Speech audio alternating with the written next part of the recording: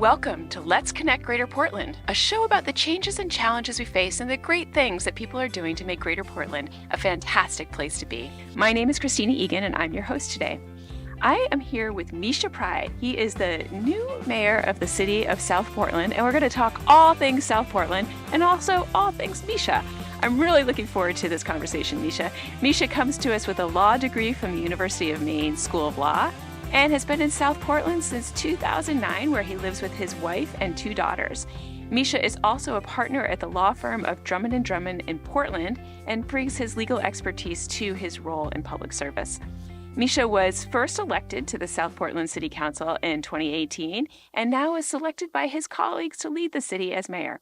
Misha, I'm so glad to have you. Welcome to the show. Thank you, Kristina.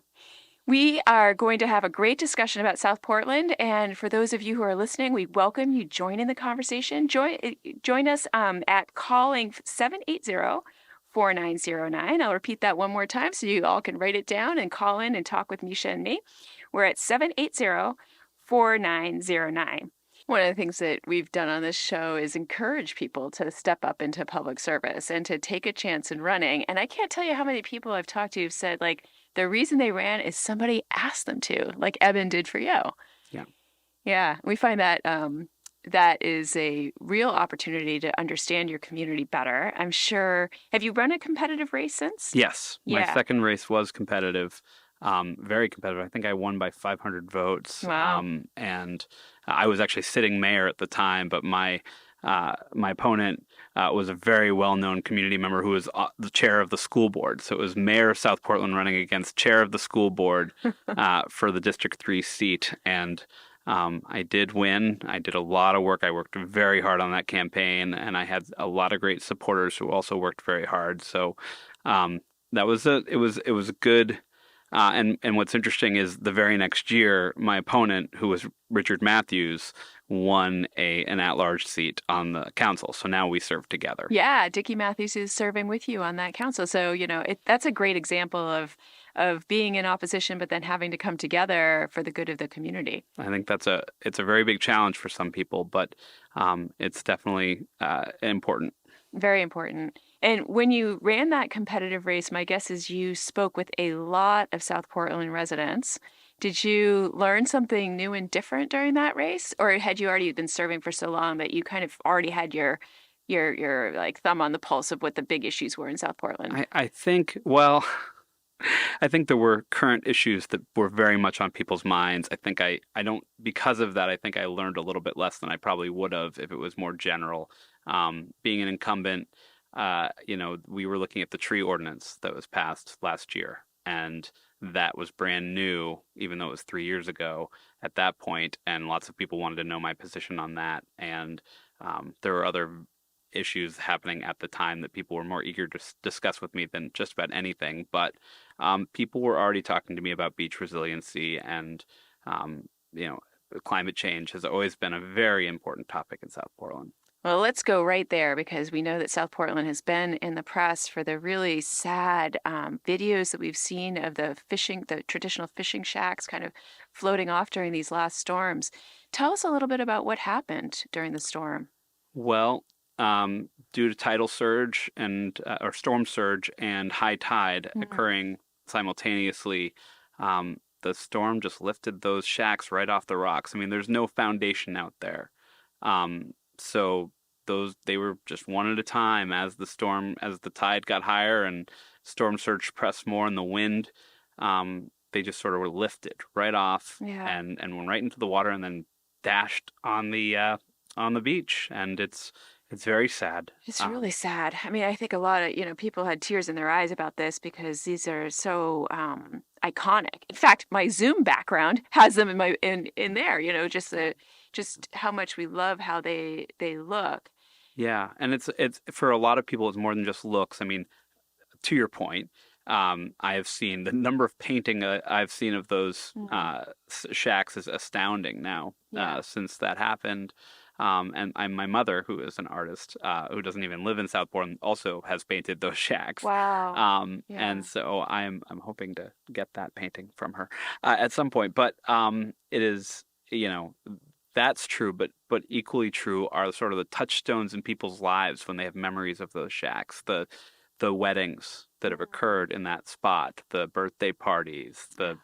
field trips, Yeah. those sort of quintessential moments in people's lives that they've got connected with a place, make it very important to people. And I think that is where it's sort of reached down into people's hearts and really pulled on those Right. heartstrings hard. And I feel that emotion too. I mean, they're wonderful, and we're very sad to see them gone. Yeah. What is the community discussion right now about coastal resilience, knowing that, like, that storm should have been like 1 in 100 years or whatever it was, and now we've got so many storms that are happening. I mean, we just felt like we were just getting pummeled in along the coastline in Maine, and actually our inland communities with flooding in the last couple of months. It's been really tragic. It has, and I mean, well, to show how bad it really was. So South Portland's sustainability office or department put up these posts that have the high water mark from 1978's uh, the February 7, 1978 blizzard was our last high water mark before this storm. But we've got some good news on the economic development front. There's some new money that's going to be coming to the cities of South Portland and Portland, another nice partnership between the two cities. Tell us a little bit about that project. Well, this project has been in the works for a very long time, and one of the biggest difficulties in any dredge project is where are you going to put the waste when you are done with the dredge. And for us, or for what we've found, is the best is like this underwater landfill, basically, that they're going to open up and then seal when we're done with the dredge project. And so that's a very costly endeavor to build that. I forget the technical name for it. It's called Just a escaped. CAD Yes, cell, the which CAD doesn't cell. really mean That's much. right. It's a Thank you. technical Yes. term, but Yeah. it's basically where you put the dirty Yeah. dredge material. And so building the CAD cell is probably one of the most expensive parts of the dredge project. And so we've been seeking funding for that since the first time I was mayor. I guess I neglected to say that when I said I was elected the first time I was elected in my third year. I was mayor that year too, but it was COVID, so it just didn't feel the same. No. But we've been since before I was mayor, we've been talking about this CAD cell. And trying to get funding for it. We worked through federal funding, potential federal funding sources, and we just couldn't get that. I know, Couldn't 4 make that tries, I happen. think, right? Yeah, I remember. I remember when I was mayor, the first time I had a meeting with, I think it was a senior assistant to the secretary of whatever, federal cabinet position. So I was, it was an interesting meeting, but it didn't result in anything, unfortunately, and there just wasn't enough support there for it. So we're really happy that we got more support for it. We're also very happy about the local businesses. I mean, one thing I think that's sort of left out about this is local businesses are going to benefit from it, but they're also helping to pay for it. They've done major fundraising to defray the cost of the project as a whole. And so it's not just the municipality that's paying for it, not just taxpayer dollars going into it. It's a real partnership to get this done. Just a reminder, you're listening to Let's Connect Greater Portland, a show about the issues we face in Greater Portland and the movers and shakers leading the way. I'm talking with one of them today, Misha Pride, who is the mayor of South Portland. If you have a question for Mayor Pride, call in at 780-4909. Again, 780-4909. We were just talking about the successful funding that is now coming to the cities of South Portland and Portland to dredge the harbor, which will make it a lot easier for that harbor to function in the future. And it's a pretty complicated project. So that's a great new economic development in the city of South Portland. Tell us a little bit about what the housing crunch looks like in South Portland. Well, I think the hard part for a lot of people to understand is, there's a very big focus statewide, I think, on trying to build affordable housing. And what does affordable housing mean? And what demographic is it targeting? And, it's targeting, low income folks who really want to get out of rental housing and own a home, or who need rental housing. And so that's that is definitely an important demographic, and I think a lot of effort is being put into that. But we funded a housing study a couple years ago, and we're still sort of working through some of those results of that housing study. And we found that while there is a lot of money going towards the truly affordable, low socioeconomic status housing, and there's a lot of money going into building housing for wealthy folks. Yep. There isn't a lot of money going into the housing for that missing middle. That's what it's called, the kind of missing like middle. Working families. Right. Yeah. Working families, people who are sort of middle class housing. Yep.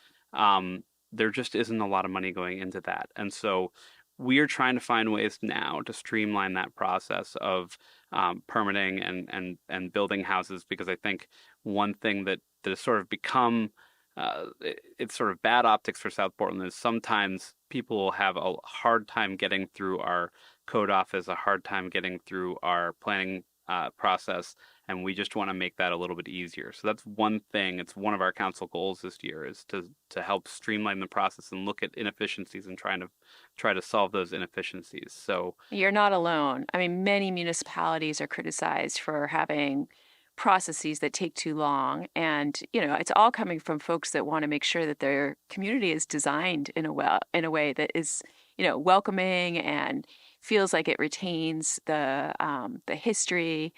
But sometimes it adds up. Those layers of regulations do add up to making it difficult to develop. So just so you know, the city is not alone. We've got this challenge regionally. So we're working on that. Like I said, it's a council goal. It's something that we're going to push for. But I think as we move through that process of examining what housing is there, I think that we're going to also be, and planning has already started to work on this. In fact, we just this week approved a housing project. We made a zone change in a very specific spot of South Portland just for this project, and we're going to be looking for projects that try to accomplish filling those missing middle pieces and making them happen. Yeah. Are there places kind of in South Portland, like say the mall, for example, where there might be potential for housing growth? I think there absolutely is. As you know, we worked with GB to get a plan for around the mall. And I think that if we can get some traction on that, I would love to see that plan come to fruition. Because I think that there's a lot of empty space there. There's a lot of concrete there. And if we can make it more hospitable, we can get some people into housing there. And you also recently had some success with some new apartments being built in the West End. Is that right? That's right. And I think one struggle people sort of pointed out last night, or on our Tuesday night council meeting, and when we were looking at this project that we just approved, is that we do end up getting we are ending up with more housing going in on the West End, and especially more lower income housing going in on the West End. Yep. And that has sort of skewed our school districts. And that can be a little bit challenging.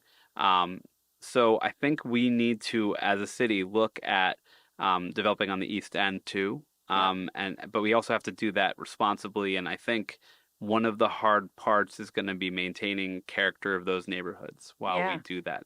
That's a tough job there, and but I'm bullish on South Portland. Are you? Oh, absolutely. I know we can get the job done. What are you most excited about for the future? Well, that's a really hard question. Because there's just so much happening right now. I really am excited that we can continue moving forward on our climate change goals. Yeah. And I mean, I think interestingly, the city, we only have 3 council goals this year.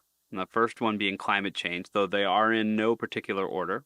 The second one being housing. Yep. And the third one being offering better service or increasing the service capacity of our city hall. And so we are focused on those things, and I really hope that we can accomplish those goals. Wow, that sounds great, Misha. It's been such a pleasure having you. Thank you so much for coming in and sharing what's on the docket and also what you're doing to help lead the region. Thank you very much for having me. I also want to thank Anela, who is our sound engineer, and WMPG, who collaborates with us at the Greater Portland Council of Governments in producing the show. You can reach us on Instagram at Let's Connect Radio. Join us next week for another conversation about the great work that's happening in our communities with the great people we have here. Until then, be kind to yourself and to each other. I'm Kristina Egan. See you next time on Let's Connect Greater Portland.